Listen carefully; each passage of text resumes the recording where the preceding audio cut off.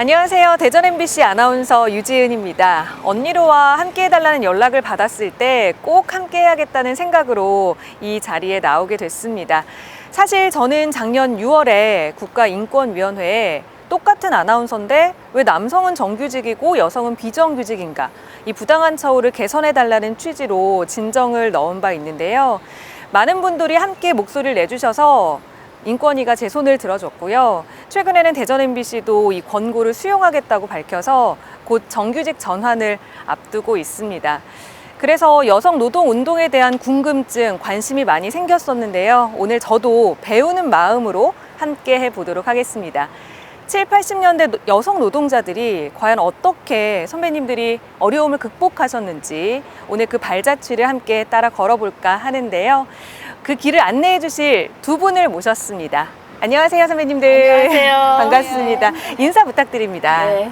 구로상봉당 컨트롤 데이터 노동자 부지부장을 했었습니다. 유옥순입니다. 반갑습니다. 반갑습니다. 소개 부탁드립니다. 예, 저는 14살 때 구로공단에 와서 생경복장, 그리고 80년대 효성물산, 그리고 가래봉전자, 청춘을 다 여기서 바친 윤혜연이라고 합니다. 반갑습니다. 선배님들 환영합니다. 네. 지금 저희는 횃불을 든 여인상 앞에 서 있는데요. 자유의 여신상 같기도 하고요. 수출의 여인상이라고 부른다고 하더라고요. 언제 어떻게 만들어지게 된 건가요? 1974년도에 구로공단 설립 10주년 기념으로 이게 세워졌다가 네. 뒤에 이제 보시다시피 큰 건물이 들어오면서 없어졌다가 다시 이제 구로공단 50주년 때 재건립한 겁니다. 그 당시에 그 섬유 봉제 쪽에 여성 노동자들이 거의 한 80%가 여성 노동자들이었으니까 그래서 여성 노동자 이 횃불 든 상을 세운 것 같습니다. 여성 노동자들이 그만큼 많았다는 얘기일 텐데 네. 당시에 여성 노동자들의 환경, 일하는 환경은 어땠을까요? 그 환경이 뭐 다 아시다시피 열악했죠. 근로기준법에는 8시간이라고 돼 있지만 대다수가 12시간 일을 해야만 됐고 휴일도 일요일은 거의 쉬지 못하는 그런 노동 환경에 놓여 있었다고 보시면 됩니다. 정말 열악한 환경 속에서도 정말 열심히 일해 주셨기 때문에 지금의 성장이 가능했는데, 그래서 사실 산업 역군이다 여성 노동자들을 이야기하기도 하지만 당시는 너무도 열악했던 거죠. 근데 당시에 여성 노동자분들의 나이대가 거의 20대가 안 되신 분들도 많았다고 들었거든요. 제가 아까 14살 때 왔다 그랬잖아요. 14살 때 왔는데 그때 저와 같은 우리 친구들이죠. 네. 굉장히 많았어요. 다 또래. 예, 또래. 그리고 좀 중학교까지 졸업한 애들은 그 QC라고 해서 좀 우리보다 이렇게 월급이 많은 직급이었거든요. 그 친구들이 조금 있었고 우리 뭐 초등학교 졸업한 애들이 한 80% 이상은 됐어요.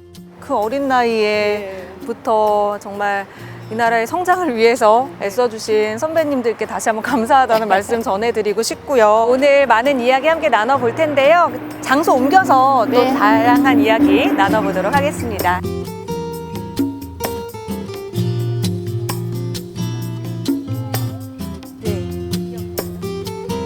상경복장이었다가 코로 상사였다가 또 여기도 표지석이 있네요. 대엽이라는 이게 예전 예. 공장. 대엽은 어떤 일을 하는 곳이냐면요. 여기 봐봐. 바비 인형이죠. 아, 우리 여자들의 인형을 만든. 꿈의 몸매 바비 인형. 이 바비 인형의 인형 옷을 만들었어요. 근데 인형 옷을 어떻게 만드냐면 핀셋 있죠. 이 바비 옷이 조그맣잖아. 작잖아요. 작아갖고 그냥 손으로 박을 수가 없으니까 핀셋으로 하는. 그거 재단하시는 분도 되게 기술이겠어요. 재단해서 일단 다 네. 또 해야 되니까. 막 얘네들은 막 드레스 막 이런 거 있잖아. 이렇게. 네, 그럼요. 이제 또 레이스 겹겹이 막 하고 그걸 다 하나하나 네. 수작업인 거잖아요. 미싱으로. 써 있네요. 마테사의 바비 인형 옷을 수출하던 회사다. 직원이 가장 많을 때 3,000명. 네. 그리고 근로자들이 작은 인형과 인형 옷을 만들기 위해 미싱을 돌렸다고 한다. 78년에 더 이상 낮은 임금으로 생산이 어려워지자 미국 마트에서는 필리핀으로 또 공장을 이전을 하고. 예전 삼경 공장. 네. 예전 상가. 네. 콜롬 그란트. 삼경복장이라고 써 있어요. 네. 이제 선배님이 여기서 일을 하신 거잖아요. 네. 14살 때부터 일하셨다고요. 네. 우리 옆집에 사는 언니가 제가 놀고 있어 이제 초등학교 졸업하고 놀고 있으니까 너 그 공장 가서 일을 좀 해볼래? 이러시더라고요. 그래서 제가 나이가 그냥 어리니까 키도 지금도 적지만 그때도 이제 적었고 나이가 어리니까 안 뽑아주려고 해서 두 살을 좀 올려서 나이를 올려서 16살이라고 하고. 예 까치발 들고 나이 많은 것처럼 해갖고 제가 입사를 했어요 여기.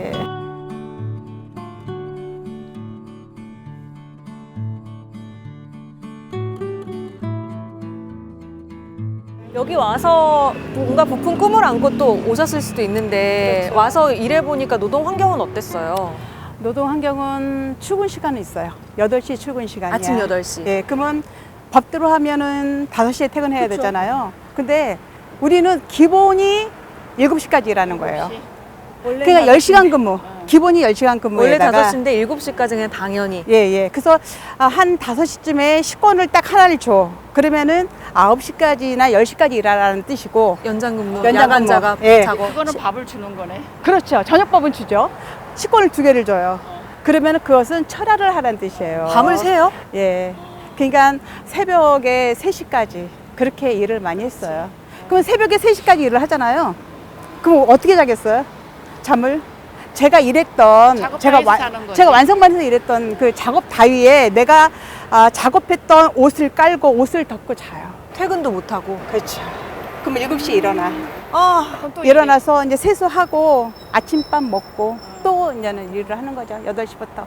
그러니까 그 8시간까지 일하면 160시간에다가 100시간 넘게 일을 한 거거든요. 뭐 그거에 대한 수당이나 뭐 추가 근무에 대한 건 전혀 없는 거잖아요. 추가 근무 수당은 있었죠. 수당이 있어요? 처음에 어. 150%를 안 줬어.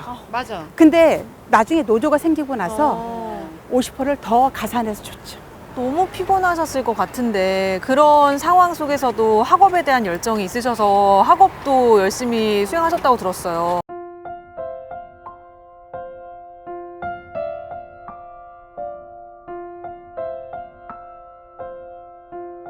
그때는 뭐 그렇게 살아야 되는 줄 알고 살았죠. 그리고 이제는 학교를 가고 싶었는데 회사에서는 철야나 야간을 안 하면 못 다니겠어요. 근데 학교 다닐 시간이 있어요? 아니, 없는 날? 그래서 아예 못 다니게 하니까 여기서는 못 다녔죠. 근데 산업체 특별학급이라는 정부에서 우리 나 같은 애를 위해서 그런 학교를 산업체 학교. 산업체 학교를 만들었어요. 그래서 제가 우수 사원이었어요. 여기서 막 상도 막 많이 받았어요. 일을 잘했어. 일을 일을 잘하셔서. 잘했어. 예. 그래서 제가 우수 사원으로 이제 학교 가는 애로 뽑힌 거죠. 오. 그래갖고 여기서 이제는 퇴근하고 학교에 가서 10시까지 공부하고. 학업도 병행하시면서 예. 우수사원으로 열심히 일도 예, 하시고. 예. 근데 지금 삼경복장 앞에 있잖아요. 여기를 그만둔 계기가 있었을까요? 제가 일을 잘하고 그래서 이제 반장이 됐어요. 반장이 됐는데 저희는 항상 철야가 많았어요. 봉제반보다 더 철야가 많았어요. 봉제에서 나오는 물량만큼 다 이걸 따라주지를 못할 만큼의 기계가 있었어요. 그래서 제가 요것을 다 이렇게 따라 먹으면은 잔업을 안 시키겠다 약속을 했어요. 그 반원들한테. 그런데 너무너무 열심히 일하신 거야. 그래서 막 천장같이 쌓여있는 옷을 다 이거를 다 쳐냈어요. 그러니까 이제는 야간을 안 해도 되잖아요. 야간을 안 해도 되는데 며칠은 안 했어. 근데 며칠 후에 야간을 시키라는 거예요. 그래서 저는 그럴 수 없다 그랬어요. 가려면은 다 같이 가고 일하려면 다 같이 일해라. 이렇게 얘기를 했어요. 그랬더니 다 같이 가버렸어. 그래갖고 사장이 잘렸어. 그 다음날 저를 불러서 막 혼내는 거예요. 잘렸어? 네가 찍혔군요. 그렇죠. 그때만 해도 제가 나이가 어렸잖아요. 그때가 몇 살이셨어요? 마지막 한 20살? 19살에서 20살 이쪽이었던 것 같아요. 그래서 제가 너무너무 서러워서 막 울다가 사직서를 막 던져버렸어. 근데 제가 그때 그걸 던지지 말았어야 되는데 왜요? 어린 마음에. 그러니까 어영노조를 민주화 시켰어야 되는데 더 큰. 그런 작업을 못하고 제 감정에 막 복받쳐서 사직서를 쓰고 마른 거죠. 거기서. 그렇게 삼경복장에서 그만두게 되신 거군요. 네. 그럼 그 다음엔 어디에서 일하셨어요? 효성물산인데 효성물산 전에 효성물산 그다음에 효성물산이었고 또 이 근처에 있는 가리봉전자 가리봉전자에서도 일하시고 예, 예. 그러면 거길 직접 가서 또 이야기 예. 나눠보도록 하겠습니다. 아, 가깝나요 여기서? 멀어요? 아까 올 때 왜 공사하고 막 있었죠? 가리봉전자. 예, 예. 거기 가리봉 동인가? 근데 동 이름이에요? 가리봉이 옛날에 다 가리봉. 동 이름이어가지고 높아.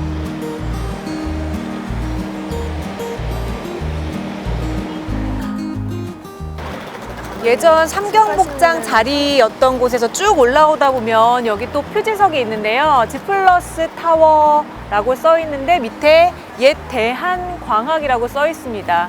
대한광학이라는 회사가 있었던 곳인데요. 여기는 직원이 800여 명으로 써 있네요. 쌍안경을 주로 만들었던 광학기기 업체였다고 합니다.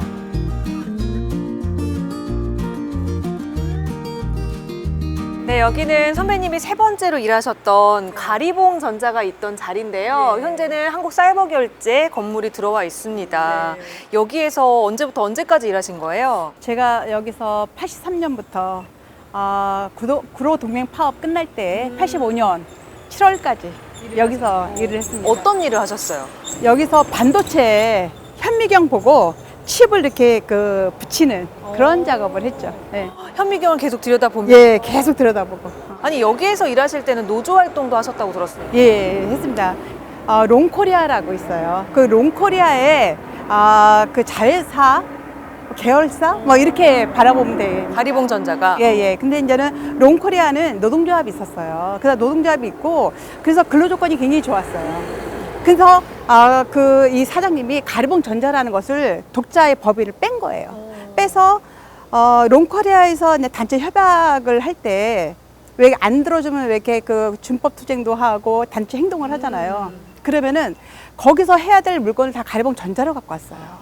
그냥 우리는 막 일이 많아지는 거죠. 거기서 메꿔주니까 예, 예. 거기 단체 행동을 하면은 저희가 일을 하니까 거기에서 힘을 발휘할 수가 없는 거예요. 그러니까 거기가 근로 조건이 안 좋으니까 우리도 안 좋은 거예요. 왜냐면 거기서 단체 협약을 우리한테 반영시켜 줬거든. 근데 근로 조건이 좋지 않아지니까 우리도 마찬가지 근로 조건이 안 좋아지는 거죠. 안 막아줘야 되는데 그렇죠. 그러니까 우리 때문에 롱코리아도 근로 조건이 안 좋고 그것도 우리도 안 좋고 이렇게 되는 거죠. 예. 그렇게 해서 이제 노조를 결정하시고 그렇죠. 우리가 노동조합을 해야지 롱코리아에 피해를 안 주는 거잖아요. 근로조건이 너무 안 좋아지니까 안 되겠다. 여기도 노동조합이 필요하다 해갖고 노동조합을 84년도에 결성을 하게 됩니다. 예. 노조 활동하면서 가장 보람됐던 일은 어떤 일이 있었을까요? 그때 관리자만 빼놓고는 95%가 다 가입을 했어요. 95%가 예, 예, 다 가입을, 그렇죠. 가입을 했고, 왜냐면 눈치 보느라고 안 하잖아요. 근데 이미 롱코리아에서 노동조합 활동한 거 보고, 노동조합이 이렇게 좋은 거구나를 알아서 그랬던 것 같아요. 그리고 뭐, 거기에 있는 그 친구들이 열심히 이제는 소모임도 하고, 재미나게 일을 했죠. 그래서 근로 조건도 좀 좋아지고 그래서 보람도 느끼고 노조 활동을 통해서 근로 조건이 좋아지고 그보다 더한 보람이 어디 있겠어요. 그리고 그때 활동했던 친구들이 지금도 모이고 있거든요. 아, 정말요? 예, 지금도 모임이 돼요. 아니 근데 어떻게 다니셨어요? 서울 집에서 출퇴근을 하신 거예요, 선배님은? 그렇죠. 예, 서울 집에서 출퇴근했고 저는 집이 서울이니까 그렇게 출퇴근했고 지방에 있는 친구들은 기숙사에 있거나 기숙사에 못 들어가는 친구들은 여기 가리봉 그 시장 안에 보면은 다세대 이렇게 주택이 있어요. 그게 벌집, 뭐 닭장집 그렇죠. 이렇게 불리는. 예, 예, 그럼 예. 거기에서는 생활을 안 해보신 건가요? 친구들이 거기 사니까 놀러 가서 전도 부쳐 먹고 비 오는 날 왜 전 부쳐서 먹기도 하고 그랬죠. 저희가 아까 얘기하신 벌집하고 닭장집 있는 쪽 가가지고 또 거기 보면서 이야기 나눠보겠습니다. 가보시죠.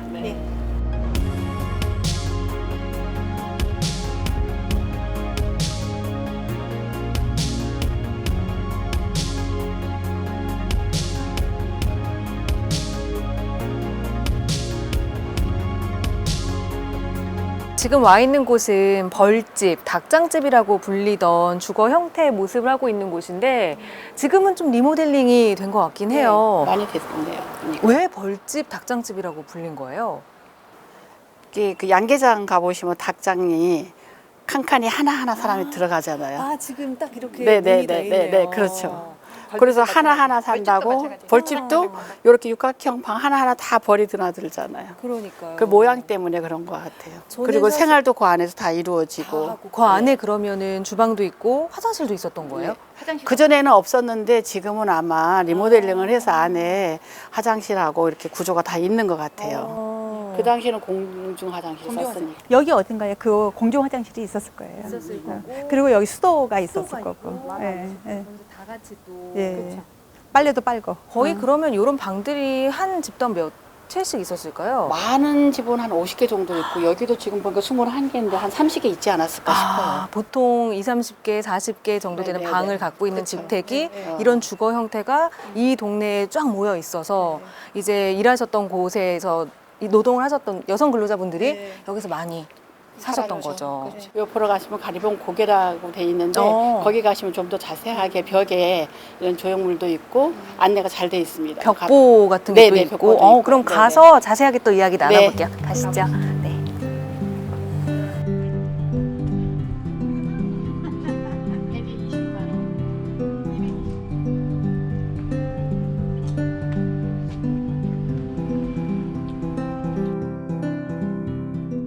네, 저희는 가리봉 시장 고개 벽보 앞에 나와 있는데요. 이 벽보에 어떤 내용이 담겨 있는 거예요? 아마 그 이 동네의 닭장집에 대한 역사와 구로공단의 그 삶의 역사를 여기다가 이렇게 하면서 구로공단 여행길을 만들면서 이 표지판을 형성을 한 것 같습니다. 네. 그래서 여기 보면 닭장집도 나와 있고 구로공단의 모습도 나와 있고 닭장집이 지금 네네, 사진으로 저기 딱 있네요. 37집이 있는 거 여기처럼 이렇게 구인 게시판 길거리에 게시판이 있어서 엄청나게 구인 광고를 붙였던 거예요. 예전에는 이런 게시판에 다 네네네. 종이로 네. 이렇게 붙어 있었죠. 18세 미만의 용모 단정한 여성 뭐 이렇게 해가지고 이런 게 많이 붙어 있었고요. 네. 이게 이제 있고 여기 보면 우리 윤혜연 공지의 글도 여기에 이렇게 있습니다. 식권을 네, 식권 하나 두 주는 장 날은 받고 잔업이고 네네. 2개 주는 날은 철이하거든요. 네네. 아까 해주신 그런 것도 얘기들. 있고 또 신경숙 소설가님 잘 아시죠? 아, 여기 맞아요. 땀방의 그 소설의 배경이기도 하고 박노의 시인의 그 시작의 배경이기도 하고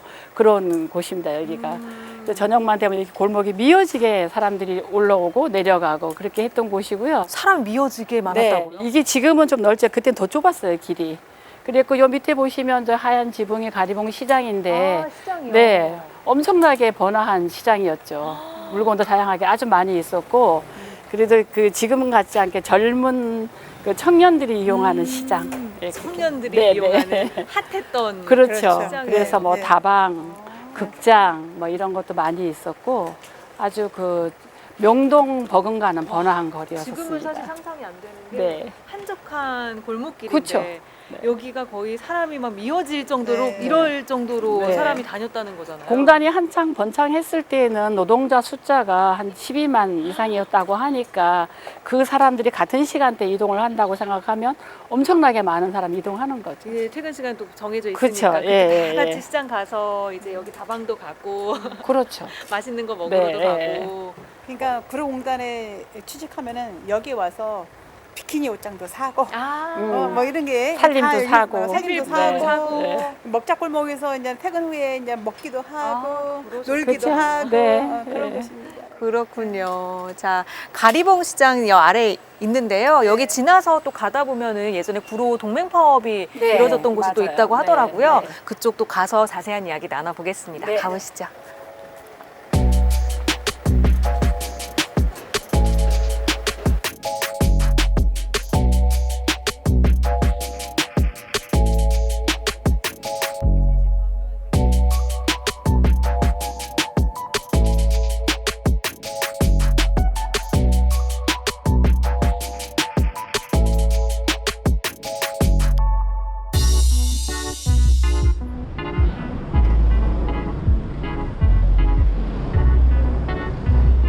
네, 저희는 가리봉 시장을 지나서 마리오 사거리 앞에 나와 있습니다. 이곳이 대우어페럴, 서울통상 그리고 네. 효성물산이 있었던 네, 네, 자리라고 네. 하던데 어디예요? 대우어페럴이? 대우 오페라 아, 바로 자리. 정면. 여기가 저기 그 여기가 효성물산 그렇군요. 자리가 됩니다. 여기에서 1985년에 구로 네. 동맹 파업도 이뤄졌다고 들었는데 네. 이 파업은 어떤 파업이었어요? 구로 동맹 파업은 전두환 정권이 왜 광주 민중화 학살을 딛고 정권을 잡았잖아요. 네네네. 그러니까 정당성이 이제 떨어지고, 그리고 이제는 그 외국 이렇게 해외에서 보기에는 우리나라가 이거는 민주 국가가 아닌 거예요. 그래서 이제는 압력이 막 이렇게 들어오게 돼요. 그리고 그때 뭘 준비했냐면 88 올림픽을 준비하고 있을 때 뭔가 이렇게 분위기를 뭔가 민주적인 분위기를 만들려고 그때 노동조합을 예전에는 신고해야 되는데도 불구하고 허락을 해준 상황이었어요. 근데 그때 이제는 그 노동조합을 허락하는 때였어요. 그래서 가리봉 전자가 먼저 그 노동조합을 결성을 하고 네. 대우어페럴, 효성물산 이렇게 민주노조가 생기게 돼요. 생기게 되는데 우리가 막 연대하고 같이 활동을 하는데 정부에서 보기에는 민주화 세력들이 결집되잖아요. 그게 겁이 났던 거야. 그러면서 탄압을 하기 시작해요. 그래서 노동조합 간부를 3명을 이제 대우어페럴 간부를 구성을 해요. 구속을 시키고. 예. 그래서 그거에 대항하면서 우리가 투쟁을 하게 됩니다.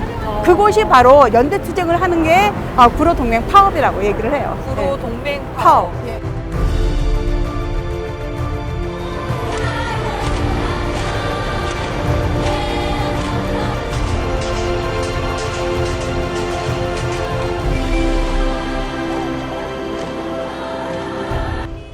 파업이 가지는 의미가 또 남다를 것 같아요.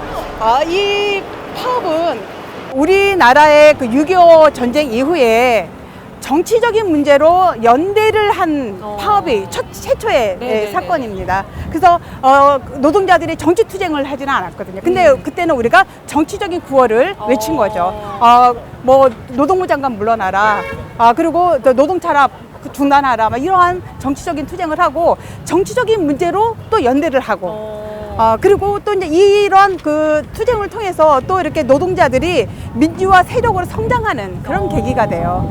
그래서 전노협이라든가 뭐 서울 그 노동조합 협의회라든가 이런 것이 그때 다 생기고 그러니까 그 정치 세력이 이제 만들어지는 그런 과정이 되는 거죠. 이전 노조 활동과는 다르게 좀 정치적인 그렇죠. 활동까지도 이어갔던 그렇죠. 예. 파업이기 때문에 예. 더 의미가 있는 예. 파업이라는 생각이 듭니다. 네, 다음으로는 선배님이 일하셨던 곳이었죠. 네. 컨트롤 데이터. 여기에 가서 직접 가서 자세한 이야기 나눠보도록 하겠습니다. 네. 함께 가보시죠.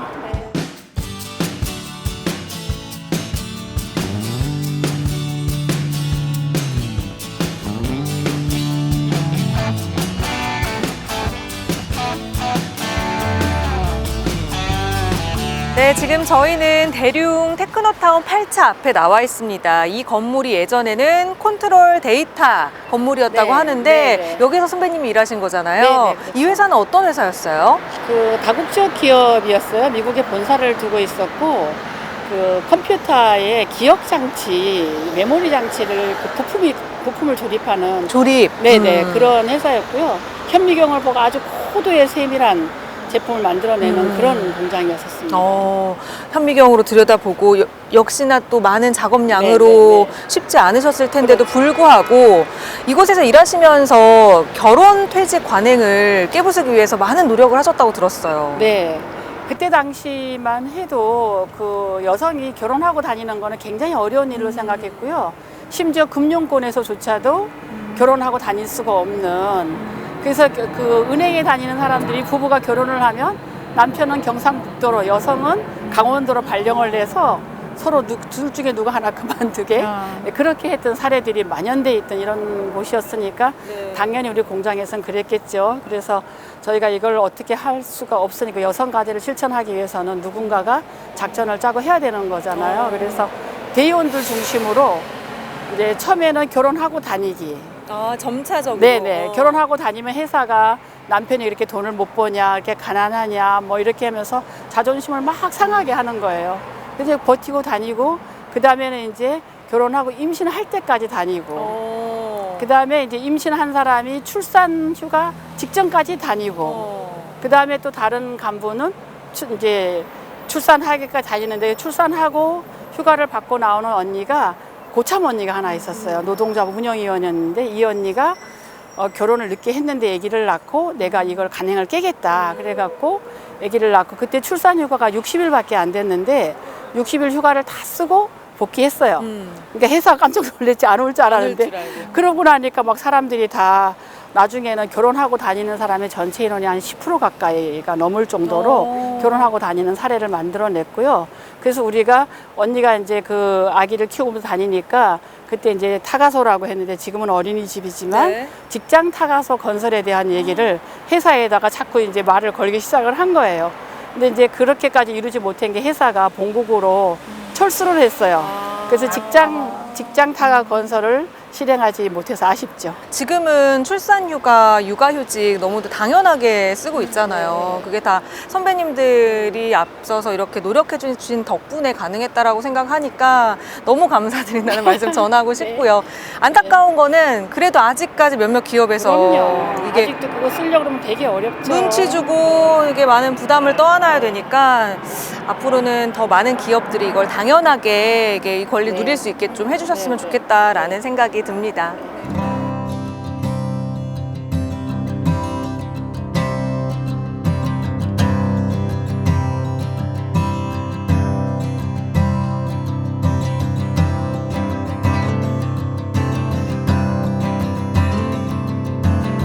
가산 디지털 단지역 1번 출구로 나오셔서 이 작은 골목길을 지나오시면요. 주택가 안에 구로공단 노동자 생활체험관이 있습니다.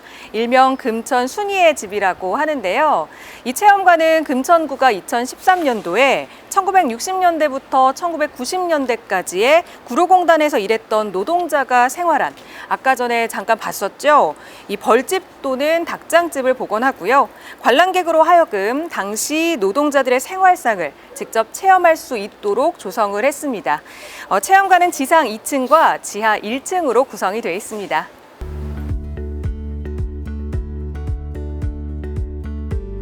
네, 체험관 2층은 영상관인데요. 구로공단의 역사를 기록한 동영상을 시청할 수가 있습니다.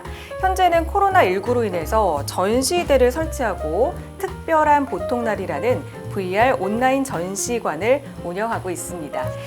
전시는 연말까지 진행된다고 하니까요. 찾아오기 어려우신 분들은 아래 링크로 들어가 보시면 좋겠습니다. 1층은요, 기획 전시관으로 운영되고 있습니다. 구로공단과 노동자들의 생활상을 알 수 있는 사진 전시를 보실 수 있습니다.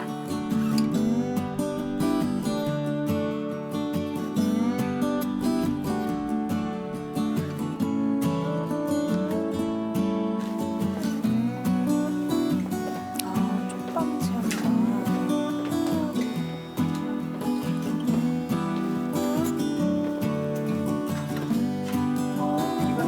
한방인데 그 자취하는 살던 방. 그래서 이렇게 비키니 옷장이 있으면 잘 사는 거예요. 아, 정말요? 네. 한 달에 예, 비키니 옷장도 없어서 옛날에는 이렇게 사각 박스가 나무로 돼 있었어요. 거기다 신문지 이렇게 덮거나 뭐 이렇게 청 같은 거 덮어놓고 거기다 이렇게 하고 이제 비키니 옷장만 있어도 잘 사는 자취방. 여기가 지하 1층 쪽방 체험관인데 네. 6개 테마로 이루어져 있더라고요. 네. 그 중에 하나의 방에 들어와 있는데요. 아니, 들어와 보니까 생각보다 훨씬 더 작아요. 여기에서 몇 명 정도 생활을 한 거예요?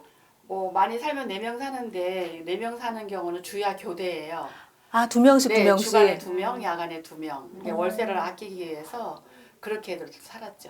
저기 부엌에서 이제 여기 조그만 부엌에서 세수도 하고 밥도 해 먹고 간단한 빨래도 하고. 그리고 예전에 여기다 못을 쳐갖고 아, 이렇게? 어디 있죠? 못을 쳐갖고 여기 아. 보이지 옷을 여기다 않게 쫙 이쁘게 걷는 수놓은 이렇게 그 뭐라 그럴까 그 커튼 같은 거 이렇게 덮어놓고 아, 덮어놓고 가림, 여기다 이렇게 가림막으로. 그렇죠. 네, 아. 이 벽이 전체가 다 옷이 걸려 있는 거예요. 못이 쭉 박혀가지고 네.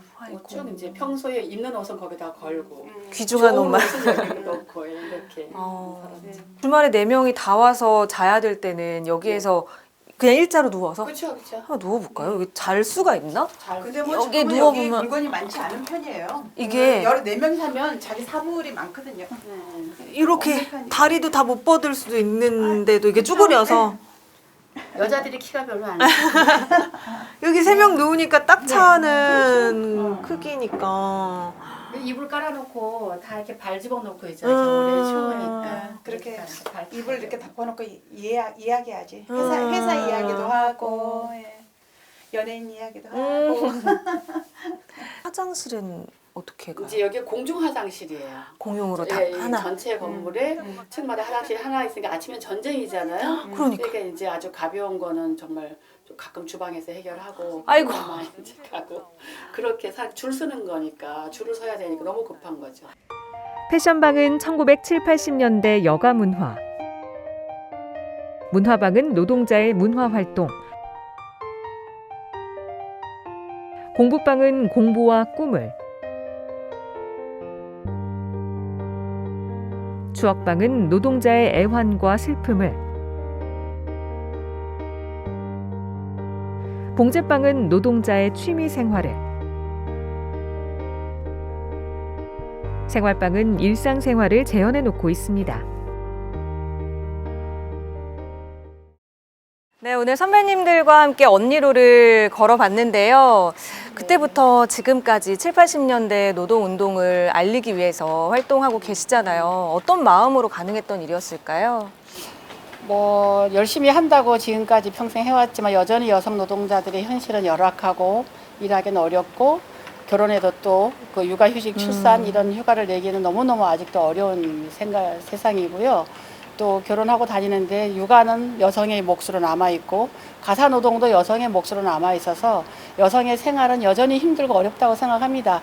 그래서 앞으로 좀 더 열심히 우리가 해야 되지 않을까 이런 생각을 해봤습니다. 네, 선배님은요? 예, 이렇게 돌면서 느꼈던 건데요. 처음에 있던 그 건물이 없어요. 하나도. 지금 빌딩으로 많이 바뀌었고. 근데 이게 빌딩으로 건물만 바뀐 게 아니고요. 우리나라의 이 그 사회도 민주화도 예전에 비해서 많이 저는 발전했다고 봐요. 그러나 부족해요. 그 민주화가 누가 만들어준 게 아니라 위에서 그러니까 그 먼저 누군가 이렇게 싸웠기 때문에 가능했다고 봐요. 그럼요. 그래서 그것을 후배들이 알고 이 우리가 완성 못한 것을 좀 완성해 주길 바라는 그런 마음에서 네. 제가 이렇게 함께 하고 있습니다. 사실 저도 작게나마 채용 성차별을 문제 삼고 외칠 수 있었던 거는 다 선배님들이 앞서서 외쳐주신 그 목소리가 있었기 때문에 가능했다라는 거를 저도 오늘 함께 걸으면서 너무 많이 느낄 수 있었습니다. 선배님들 정말 감사합니다. 수고하셨습니다. 네, 여러분 어떠셨나요? 저는 오늘 언니로를 걸으면서 우리가 당연하게 누리는 것들이 결코 당연한 것이 아님을 깨달았습니다. 이전 여성 노동 운동가들의 외침, 피땀 눈물이 있었기 때문에 가능했던 일이 아니었을까 하면서 많이 뭉클했는데요. 지금은 구로공단이 예전 모습이 많이 사라지고 빌딩 숲으로 변했지만 이전 여성 노동가들의 그 피땀 눈물, 그 역사를 결코 잊어서는 안 되겠습니다. 그걸 기억하는 것이 우리 후배들의 또 몫이 아닐까라는 생각을 해봅니다. 코로나19 상황이 좋아지면 여러분도 언니로를 꼭 한번 걸어보시길 바랍니다. 선배님들 오늘 함께 해주셔서 고맙습니다.